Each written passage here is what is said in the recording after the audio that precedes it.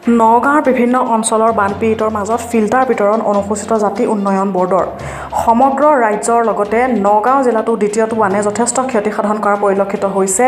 নগাঁৱত কলং কপিলি নিশাৰী হাৰিয়া নৈৰ জলপৃষ্ঠ যথেষ্ট বৃদ্ধি হোৱাৰ ফলত নগাঁও জিলাৰ সদৰ সমষ্টিৰ অন্তৰ্গত বৰগলা কচুপিত তুলসীমুখ ৰাঙলুমুখ বুঢ়াগোহাঁই হাতীগড় ঘাঁহি মহমৰীয়া জলা ৰণথলী দেওধৰ উজৰা গাঁও মৌখাটি ভূঞাপট্টি শিয়ালমাৰী মধুপুৰ বেঙেনাআটি ননৈ আমোলাপট্টিকে আদি কৰি নগাঁৱৰ বিভিন্ন অঞ্চলসমূহত প্লাবিত হোৱাৰ ফলত জনসাধাৰণে বিনীত ৰজনী কটাইছে।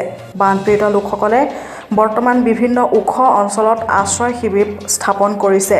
এই শিবিৰসমূহত বহু সহস্ৰাধিক লোকে আশ্ৰয় গ্ৰহণ কৰিছে। এনে বানাক্ৰান্ত ৰাইজৰ মাজত আজি নগাঁও জিলা অনুসূচিত জাতি উন্নয়ন পৰিষদৰ অধ্যক্ষ নৰেন দাস সদস্যদ্বয় হীৰকজ্যোতি দাসৰ লগতে অন্যান্য সদস্যসকলে বৰ্ণাঢ্য লোকসকলৰ বুজ লোৱাৰ উপৰিও ৩০টাকৈ উন্নত মানৰ খোৱা পানীৰ ফিল্টাৰ বিতৰণ কৰে। অনাগত দিনবোৰত বানপীড়িতসকলৰ মাজত অনুসূচিত জাতি উন্নয়ন বৰ্ডৰ তৰফৰ পৰা এনেধৰণৰ সাহায্য বিতৰণৰ কাম চলি থাকিব বুলি জানিবলৈ দিয়ে অনুসূচিত জাতি উন্নয়ন বৰ্ডৰ অধ্যক্ষ নৰেন দাসে।